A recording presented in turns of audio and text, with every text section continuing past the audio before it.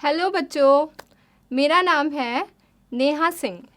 मैं हूँ PRT DM school आरई भुवनेश्वर में। तो आज जो हम पढ़ने जा रहे हैं उस पाठ का नाम है नन्हा फनकार। ये आपकी हिंदी की पाठ्य पुस्तक का चौथा यानी कि चैप्टर 4 है। तो इस पाठ को शुरू करने से पहले मैं आपको कुछ तस्वीरें दिखाना चाहती हूँ।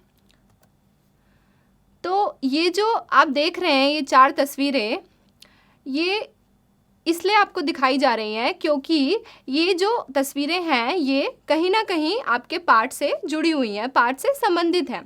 अब आप सोचेंगे कि ये कैसे जुड़ी हुई हैं आपके पाठ से।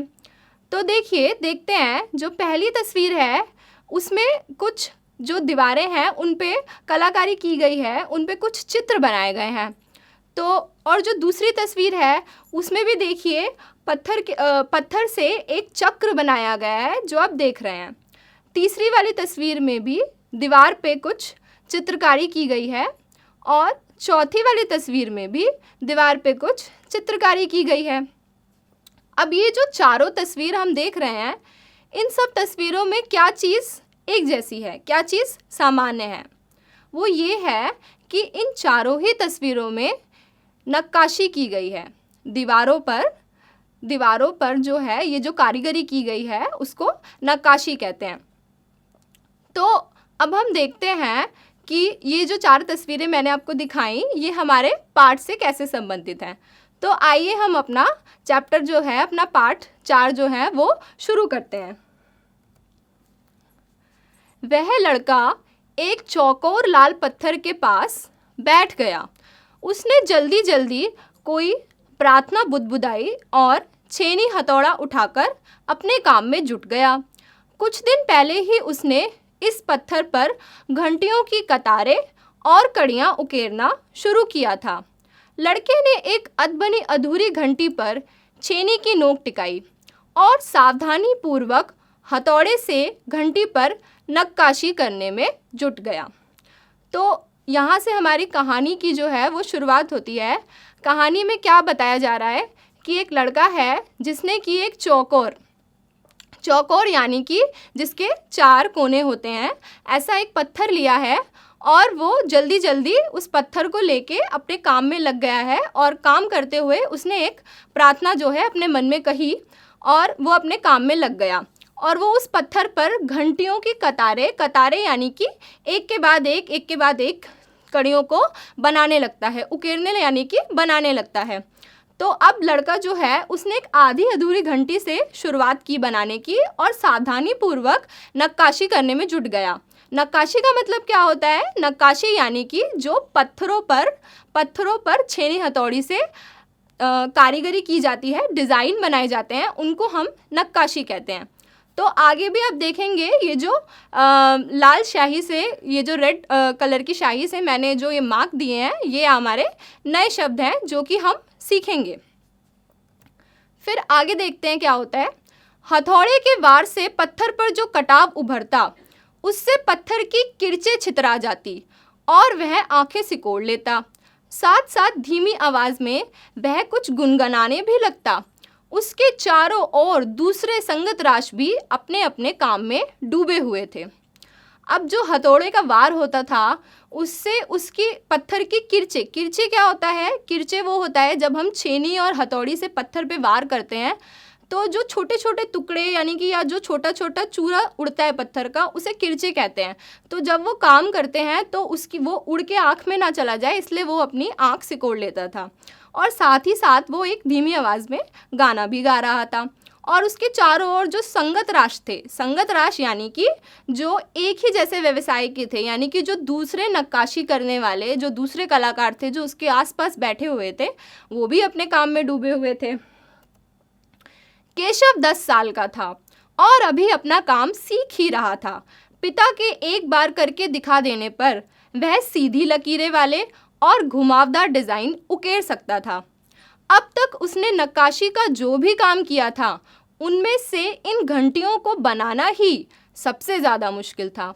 केशव जानता था कि एक दिन तो ऐसा ज़रूर आएगा जब वह बहुत बारीक जालियाँ, महीन नफीस, बेल बूटे, कमल के फूल, लहराते हुए सांप और इठलाकर चलते हुए घोड़े, ये सब पत्थर पर उकेर पाएगा, ठीक उसी तरह जैसे उसके पिता बनाते हैं। अब यहाँ पे बताया गया है कि जिस बच्चे की बात हो रही है, जो हम इतनी देर से कर रहे थे, जो पत्थर पे कलाकारी कर रहा है, उस बच्चे का नाम यानी कि उस लड़के का नाम केशव है, जो कि 10 साल का है। उसने अपना काम जो है अभी सीखना ही शुरू किया है और उसके पिताजी जैसे जैसे उसे सिखा रहे हैं वो धीरे धीरे सीखने की कोशिश कर रहा है। वो पत्थर पर सीधी और घुमावदार डिज़ाइन बना लेता है और जितने भी डिज़ाइन उसने अभी तक बनाए हैं उनमें जो ये घंटियों वाला डिज़ाइन है ये सबसे ज़्यादा मुश्किल है, लेकिन उसको भरोसा है कि एक ना एक दिन वो जितने भी कठिन डिज़ाइन हैं जैसे कि बारीक जालियाँ, महीन नफीस, बेल बूटे, कमल के फूल, ये सब चीज़ें अपने पिताजी की तरह ही बनाना सीख जाएगा। तो चलिए आगे देखते हैं अब क्या होता है। कई साल पहले जब वह पैदा भी नहीं हुआ था, उसके माता पिता गुजरात से आगरा आकर बस गए थे। बादशाह अकबर उस वक्त आगरे का किला बनवा रहे थे और केशव के पिता को यहीं काम मिल गया था। तो ये बहुत पुरानी बात है कि जब केशव जो था वो पैदा भी नहीं हुआ था और उसके माता पिता जो थे वो गुजरात से आगरा में आ गए थे। अब वो आगरा क्यों आए थे? बादशाह अकबर जो थे, आपने सुना होगा बादशाह अकबर का नाम, वो वहाँ पे आगरे का किला बनवा रहे थे और केशव के पिता को तो नक्काशी करनी आती ही थी, तो उनको वहाँ पे काम मिल जाता है, तो इसलिए वो वहीं आके बस जाते हैं। फिर केशव का जन्म भी आगरे में ही हुआ था। उसे गुजरात के पुश्तैनी गांव जाने का तो कभी मौका ही नहीं मिला। आगरे की गलियां और अब सीकरी, बस यही उसका घर था। तो जब केशव का जन्म आगरे जब वो आ गए तब हुआ था, तो इसी वजह से केशव को गुजरात के पुश्तैनी यानी कि पुराने जो उसके पापा का गांव था वहाँ जाने का कभी मौका ही नहीं मिला। अब आगरे की गलियां और ये जो सीकरी थी, फतेहपुर सीकरी, यही उसका घर था। चारों ओर हो रही छेनी हथौड़ों की ठक ठक खड़खड़ के बीच केशव को किसी के कदमों की आहट भी न सुनाई पड़ी। इसलिए अचानक कानों में एक आवाज़ पड़ने पर वह चौंक गया। माशा अल्लाह, ये घंटियाँ कितनी सुंदर हैं, तुमने खुद बनाई हैं। अब क्या होता है कि जो उसके आसपास के संगत राज थे, जो मैंने आपको बताया कि एक जैसे व्यवसाय के लोग, जो और भी बाकी लोग थे जो नक्काशी कर रहे थे, उनकी नक्काशी करने के कारण जो छेनी और हथौड़ों की सब आवाज़ थी, खड़खड़ और ठक ठक, उसकी वजह से केशव को कुछ भी सुनाई नहीं दे रहा था। तो जो एक आहट हुई कदमों की, वो भी उसे सुनाई नहीं दी। इसलिए जब अचानक से उसके कानों में एक आवाज़ पड़ी कि माशा अल्लाह कि तुम्हारी घंटियाँ कितनी सुंदर हैं, तो तब उसे पता चलता है कि कोई उसके पीछे आके खड़ा हो गया है। तो अब आगे देखते हैं कि जो ये पीछे आके खड़ा हुआ है ये कौन है। पीछे मुड़कर केशव ने आंखें उठाई तो उसे एक आदमी दिखा। बेशक मैंने ही ये घंटियां बनाई हैं, क्या मैं आपको पत्थरों पर नक्काशी करता नजर नहीं आ रहा? देखते नहीं, मैं ही पत्थर को तराश रहा हूँ, केशव ने बड़ी तल्खी से जवाब दिया। दिखता तो है, पर तुम इतने छोटे लगते हो ना, वह आदमी हंसते हुए बोला। अब क्या होता है कि केशव जब पीछे आंखें उठा के देखता है तो उसे दिखता है कि एक आदमी आके खड़ा हुआ है। तो वो उसको जवाब देता है कि घंटियाँ मैंने ही बनाई हैं, तुम्हें दिखाई नहीं दे रहा कि मैं पत्थरों पर नक्काशी कर रहा हूँ, काम कर रहा हूँ? तो वो बड़ी तल्खी यानी कि बड़े ही तीखे स्वर में कटाक्ष होके जवाब देता है। तो वो बोलता है कि जो आदमी है वो कहता है, मुझे दिखता तो है, बट तुम इतने छोटे हो तो मुझे लगता नहीं है कि ये तुमने ही बनाई है। तो केशव बोलता है, मैं 10 साल का हूँ। 10? अच्छा, वह आदमी पास पड़े पत्थर पर बैठते हुए बोला, तब तो तुम काफ़ी बड़े हो। मैंने भी 13 साल की उम्र में एक लड़ाई में हिस्सा लिया था। अब केशव उस आदमी को अच्छी तरह देख पा रहा था। उसकी उम्र रही होगी 30 से ऊपर, कद मंझोला था, वह सफ़ेद अंग रखा और पजामा पहने हुए था। उसके लंबे बाल गहरे लाल रंग की पगड़ी में अच्छी तरह से ढके हुए थे। तो अब वो आदमी जो है वो केशव से बोलता है कि अच्छा 10, यानी कि तुम बहुत बड़े हो, काफ़ी बड़े हो। मैं भी जब 13 साल का था तो मैंने भी एक लड़ाई में हिस्सा लिया था। अब जो वो आदमी था वो केशव के पास ही आके एक पत्थर पर बैठ गया था, तो केशव इसी वजह से उस आदमी को अच्छी तरह से देख पा रहा था। तो वो जब उस आदमी को देखता है तो उसे पता चलता है कि उस आदमी की उम्र कुछ 30 से ऊपर रही होगी और उसका कद मंझोला मंझोला यानी कि बीच का, ना ज़्यादा बड़ा ना ज़्यादा छोटा, और सफ़ेद अंगरखा क्या होता है, जो पुराने ज़माने में राजा लोग कपड़े पहना करते थे, जिसमें एक अचकन तरीके का होता था और नीचे जो है उसमें बहुत बड़ा घेरा होता था, उसको अंगरखा कहते थे। और पजामा पहने हुए है और उसके जो लंबे बाल हैं वो लाल रंग की उसने पगड़ी जो पहनी हुई है उसमें पूरी तरह से ढके हुए थे। लगता है कोई बहुत बड़ा आदमी है। केशव ने उस आदमी के गले में पड़ी बड़े बड़े मोतियों की माला और उंगलियों की अंगूठियों को देखते हुए सोचा। तीखी नाक, बड़ी बड़ी आंखें, होठों को ढकते हुए नीचे की तरफ आती घनी मूछें। केशव उस आदमी के व्यक्तित्व का मुआयना कर ही रहा था कि तभी उस आदमी ने एक नक्काशी की तरफ इशारा करते हुए कहा, इस लड़ी में अभी काफ़ी काम बाकी है।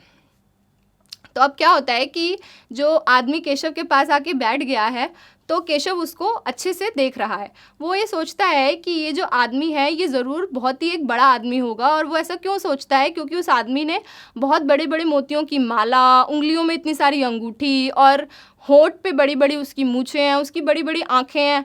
तो ये जितनी भी सब जो बातें हैं वो इस तरफ इशारा कर रही हैं कि वो कोई बड़ा राजा महाराजा है। और जो केशव है उस आदमी के व्यक्तित्व का मुआयना यानी कि उसको देख ही रहा था, जांच ही रहा था कि ये कौन है। तभी उस आदमी की एक आवाज़ आती है कि इस लड़ी में, जो तुम्हारी नक्काशी वाली लड़ी है, इसमें काफ़ी काम बाकी है। इससे पहले कि केशव कुछ बोलता उसे कुछ और आवाज़ सुनाई देती है।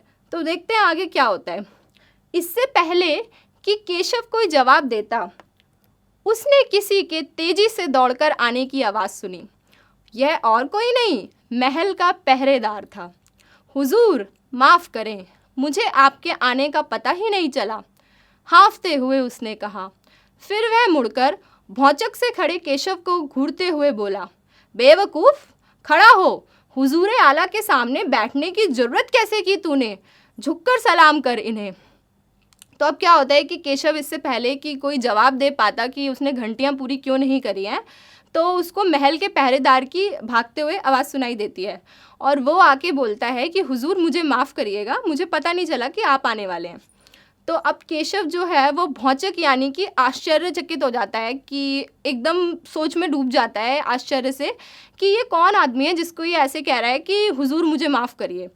तो जो पहरेदार है वो केशव को देख के बोलते हैं, बेवकूफ़ तू खड़ा क्यों है? तो हुजूर आला के सामने तुझे खड़े होकर सलाम करना चाहिए, तू बैठा हुआ है।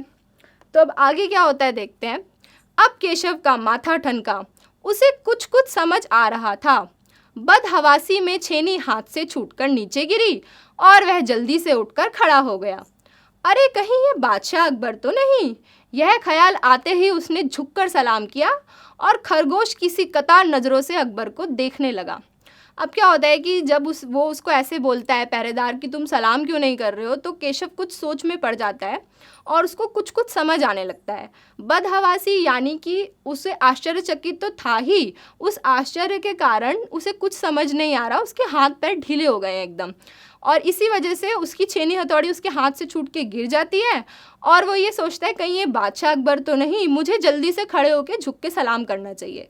तो वो जल्दी से खड़ा होके उन्हें झुक के सलाम करता है और उन्हें खरगोश किसी कतार यानी कि तीखी नज़रों से एक टकी लगा के देखने लगता है। अकबर को पहरेदार की यह दखलंदाजी भली ना लगी। उन्होंने खींच कर पहरेदार को कहा, वहाँ से जाने का इशारा करते हुए कहा, ठीक है सिपाही, कुछ देर के लिए हमें अकेला छोड़ दो। अब जो अकबर बादशाह हैं उन्हें पहरेदार की ये दखलंदाजी भली अच्छी नहीं लगी, तो उन्होंने उसको बोला कि तुम जाओ यहाँ से, मुझे अकेला छोड़ दो थोड़ी देर के लिए।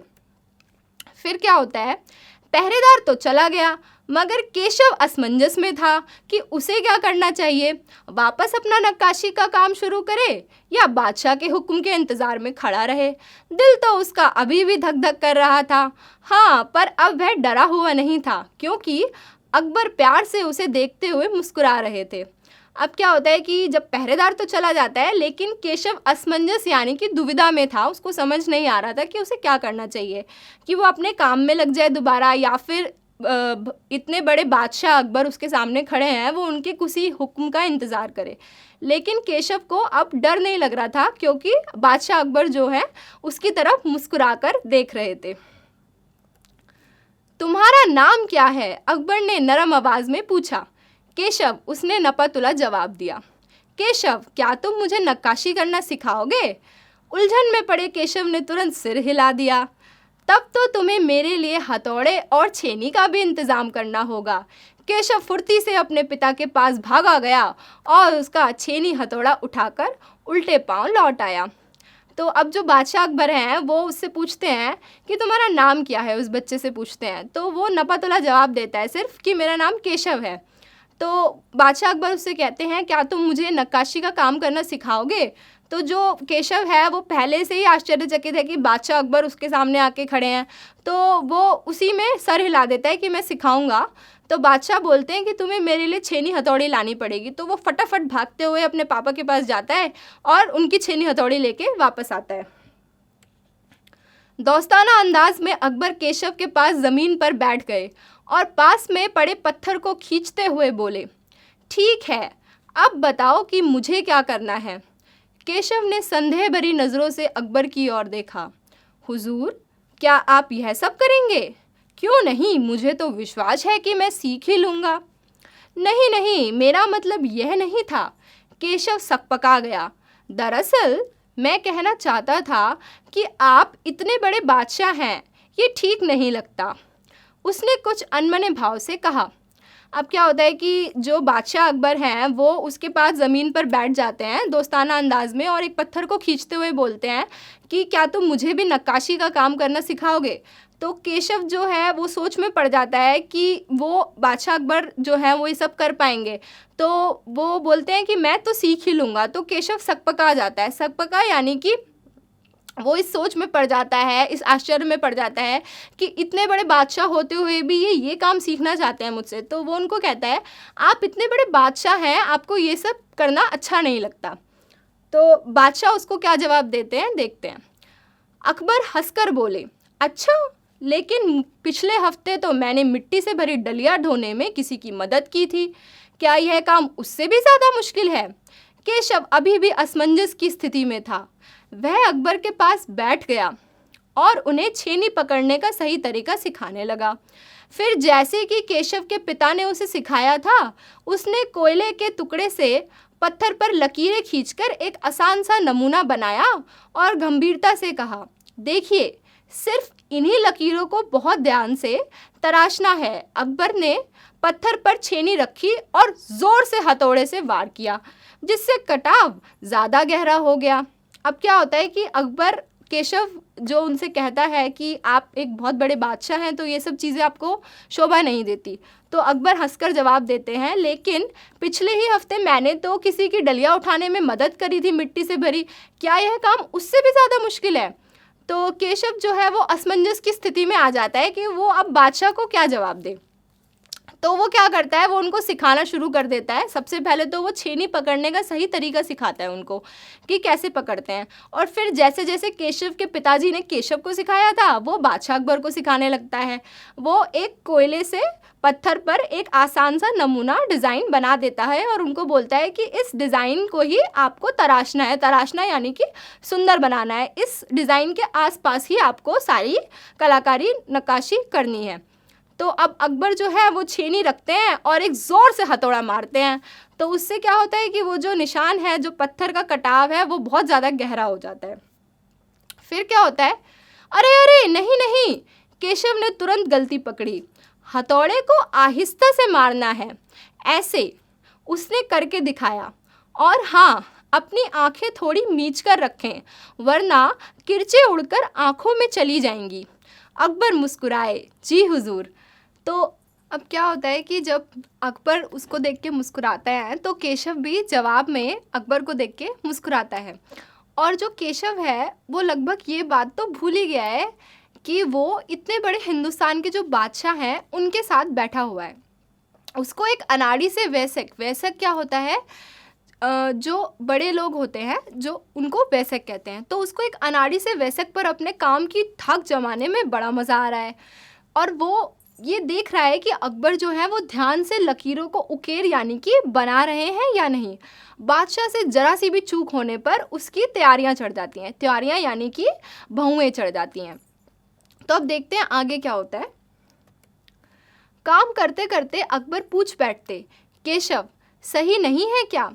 और केशव सिर हिलाकर अपनी असहमति जता देता। अकबर इत्मीनान से बैठ गए और केशव को काम करता हुआ देखने लगे। अपने काम में खोए हुए उन दोनों को इस बात का एहसास ही नहीं हुआ कि आसपास मौजूद दूसरे संगतराज उन्हें बड़े कौतूहल से देख रहे हैं। अब क्या होता है कि अकबर भी जानबूझ के काम करते करते उससे पूछते हैं कि मैं ठीक से काम कर रहा हूँ कि नहीं। तो केशव जो है वो सर हिलाकर अपनी असहमति यानी कि ये चीज़ ठीक नहीं है वो जता देता है। अब अकबर क्या करते हैं, वो इत्मीनान से बैठ जाते हैं, इत्मीनान यानी कि आराम से बैठ जाते हैं और केशव को काम करते हुए देखने लगते हैं कि वो किस तरह से पत्थर पर नक्काशी का काम कर रहा है। और जो दूसरे संगतराज हैं, संगतराज यानी कि जो आसपास बैठे हुए दूसरे नक्काशी करने वाले हैं, वो उन दोनों को बड़े ही कौतूहल यानी कि आश्चर्य से देखते हैं। अकबर ने गौर किया कि केशव पत्थर पर बने नमूनों को ही नहीं तराश रहा था, बल्कि अपनी तरफ से भी उनमें कुछ जोड़ रहा था, जिससे वे डिज़ाइन ज़्यादा खूबसूरत लग रहे थे। लड़के के काम करने के अंदाज को देखकर अकबर ने धीमे से कहा, केशव देखना, एक दिन तुम बहुत बड़े फनकार बनोगे। हो सकता है कि एक दिन तुम मेरे कारखाने में काम करो।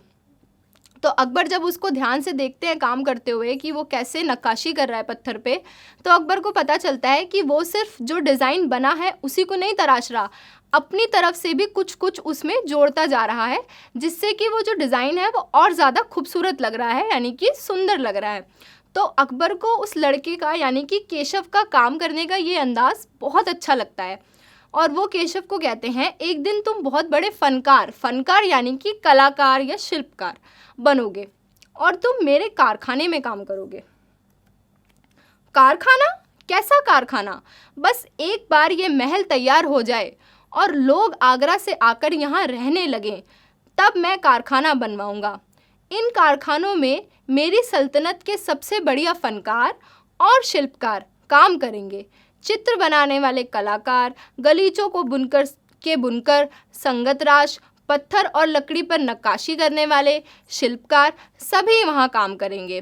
केशव का चेहरा चमक उठा, वह मुस्कुराते हुए बोला, मैं वहाँ ज़रूर काम करना चाहूँगा। अब जब वो उसको कहते हैं कि तुम एक दिन मेरे कारखाने में काम करोगे, तो केशव पूछता है, कारखाना? कैसा कारखाना? तो अकबर उसको बोलते हैं, जब आगरा से लोग यहाँ आकर रहने लगेंगे तब मैं यहाँ पर एक कारखाना बनवाऊँगा जिसमें बहुत बड़े बड़े शिल्पकार, कलाकार, दीवार पे कलाकारी करने वाले और संगतराज और पत्थर पे भी और लकड़ी पे भी जो नक्काशी करते हैं वो सब वहाँ काम करेंगे। तो केशव ये सब सुन के बहुत खुश होता है और वो कहता है, मैं भी वहाँ ज़रूर काम करूँगा।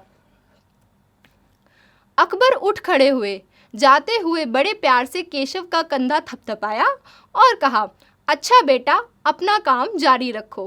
हुजूर, क्या आप दोबारा आएंगे? केशव ने बड़ी उत्सुकता से पूछा। मैं ज़रूर आऊँगा केशव।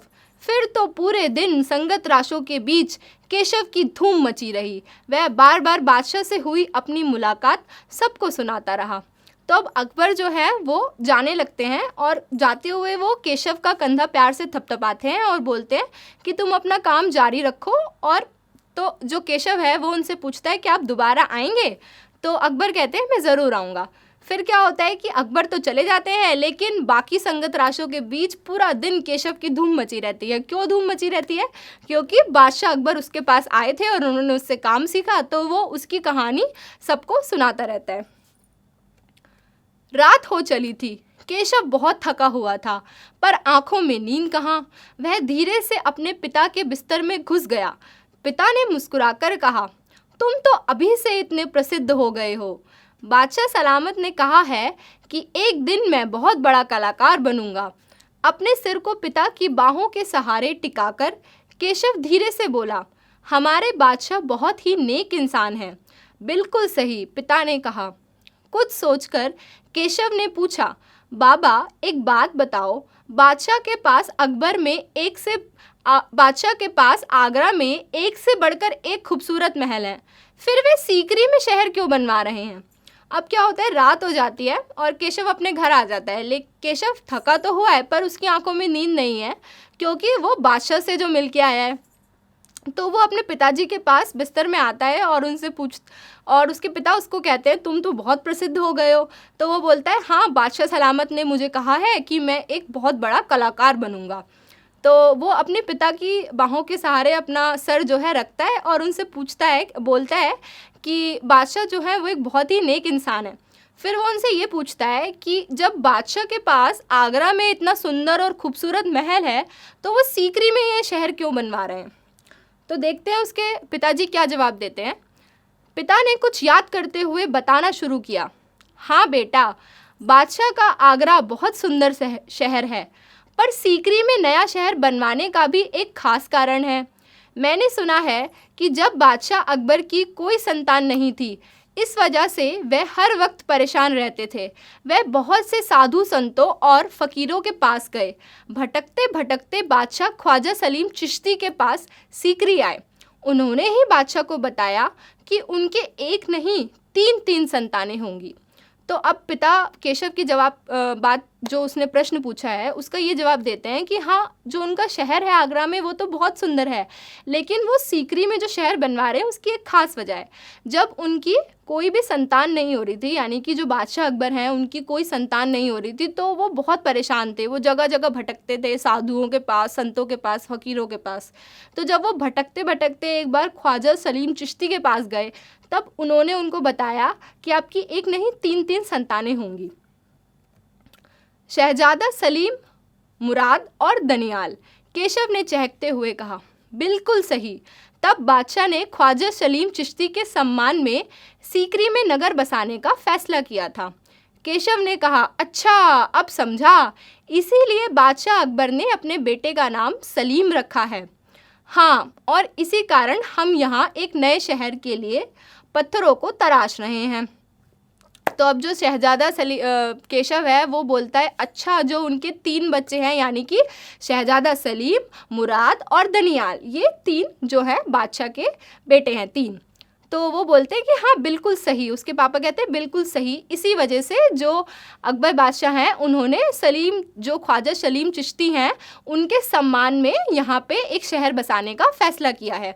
तो केशव बोलता है, अब मुझे समझ में आया कि बादशाह ने अपने बेटे का नाम सलीम क्यों रखा है। तो वो कहते हैं, हाँ, इसी कारण से हम यहाँ पे पत्थरों को तराश रहे हैं। तो केशव कहता है, केशव उनंदी आवाज़ में बोला। तो उनंदी का मतलब क्या होता है? उनंदी का मतलब होता है आधी नींद में। केशव आधी नींद में था और वो कहता है, पिताजी ने देखा कि उनका लाडला बेटा सो गया है। तो केशव जो है वो अब सो चुका है। तो हमारी कहानी जो है वो यहीं ख़त्म होती है। तो अब हम देखते हैं कि हमने कौन कौन से नए शब्द इस पाठ में सीखे हैं। तो पहला है चौकोर। चौकोर का मतलब क्या होता है? जिसके 4 कोने हो, मैंने आपको बताया था अभी। कतारे, कतारे मतलब एक के बाद एक। नक्काशी यानी कि पत्थरों पे की जाने वाली कारीगरी को नक्काशी कहते हैं। किरचे, किरचे यानी कि जब हम छेनी और हथौड़ी से पत्थर पे जब काम करते हैं तो जो छोटी छोटी सी रेत उड़ती है या छोटे छोटे जो कण होते हैं उनको हम किरचे कहते हैं। संगत राश यानी कि एक जैसे व्यवसाय के जो लोग होते हैं उन्हें, और आसपास बैठ के जो काम करें, उन्हें संगत राश कहते हैं। पुश्तैनी यानी कि पुरानी। तलखी यानी कि तीखी और कटाक्ष। मंझोला यानी कि बीच का, ना ज़्यादा बड़ा ना ज़्यादा छोटा। अंगरखा, अंगरखा यानी कि जो पुराने ज़माने में राजा महाराजा लोग कपड़े पहनते थे उसमें जो नीचे घेरा होता था उसको अंगरखा कहते थे। मुआयना, मुआयना यानी कि उसके बारे में जानना, तशरीफ़ करना कि क्या चीज़ है। भौचक यानी कि आश्चर्यचकित। बदहवासी यानी कि आश्चर्य से एकदम सब कुछ भूल जाना, हाथ पैर फूल जाना और धड़कन तेज़ हो जाना। कातर, कातर यानी कि एकदम तीखी नज़रों से। सकपका यानी कि डर जाना। तराशना यानी कि उसको सुंदर बनाना। वैसक, वैसक यानी कि बड़ा। त्योरियाँ, त्योहारियाँ यानी कि भौएँ। इत्मीनान, इत्मीनान यानी कि आराम से। असमंजस, असमंजस यानी कि दुविधा में है। कौतूहल, कौतूहल यानी कि आश्चर्य, उसको एकदम आश्चर्य हो गया है कि ये क्या हो रहा है। फनकार, फनकार यानी कि कलाकार। उनिंदी, उनिंदी यानी कि आधी नींद में। तो अब आप समझे कि जो हमारा पाठ है नन्हा फनकार, इसका नाम नन्हा फनकार क्यों है? क्योंकि इसमें केशव के बारे में बताया गया है जो कि इतनी सुंदर पत्थरों पे नक्काशी कर लेता है। तो इस पाठ को हमने क्यों पढ़ा? इस पाठ से हमने क्या क्या सीखा? इस पाठ से सबसे पहले तो हमने ये सीखा कि जो अकबर हैं उन्होंने जो ये फतेहपुर सीकरी है, फतेहपुर सीकरी में यहाँ पे दूसरा महल क्यों बनवाया? क्यों बनवाया? क्योंकि जब उनकी कोई संतान नहीं हो रही थी, तो जब वो भटकते भटकते ख्वाजा सलीम चिश्ती के पास आए थे, तब उन्होंने ही कहा था उन्हें कि आपकी एक नहीं 3 संतानें होंगी। तो ख्वाजा सलीम चिश्ती के सम्मान में उन्होंने फतेहपुर सीकरी में एक दूसरा महल या दूसरा शहर बनाने का नक्की किया और बनाया। फिर दूसरी चीज़ हमने क्या सीखी कि कोई भी काम छोटा या बड़ा नहीं होता है। इंसान अपने कर्मों से बड़ा होता है, ना कि अपने काम से। जैसे कि बादशाह अकबर जो थे वो केशव से नक्काशी का काम सीखने के लिए उसके पास गए और उन्होंने सीखा भी। इसका मतलब कोई काम छोटा या बड़ा नहीं होता। जब वो इतने बड़े बादशाह होके नक्काशी करना सीख सकते हैं तो हम भी बहुत सारी चीज़ें सीख सकते हैं। फिर तीसरी चीज़ हमने क्या सीखी कि काम सीखने की कोई उम्र नहीं होती। ऐसा नहीं है कि अगर इंसान बड़ा है तो उसका काम बहुत अच्छा होगा और अगर कोई बच्चा है तो उसका काम अच्छा नहीं होगा। जैसे कि हमने देखा केशव एक 10 साल का बच्चा था, लेकिन वो कितनी सुंदर नक्काशी कर लेता था। तो इसीलिए काम सीखने की कोई उम्र नहीं होती। किसी भी उम्र में किसी भी तरीके का काम सीखा जा सकता है। और सबसे महत्वपूर्ण चीज़, आखिरी चीज़ हमने क्या सीखी कि जब भी हम जाएंगे, अब जब भी आप कभी भी कोई मंदिर देखते हैं या फिर कोई ऐतिहासिक इमारत देखते हैं और आपको इस तरीके की नक्काशी दिखती है जो कि पत्थरों पे की गई है, तो आपको उसे ये उसको देख के ये सोचना है कि उसे बनाने में कितना समय लगा होगा और उसको बनाने वाले ने कितनी मेहनत करी होगी और वो कितना बड़ा कलाकार होगा। तो ये 4 चीज़ें हमने इस पाठ से सीखी। Thank you.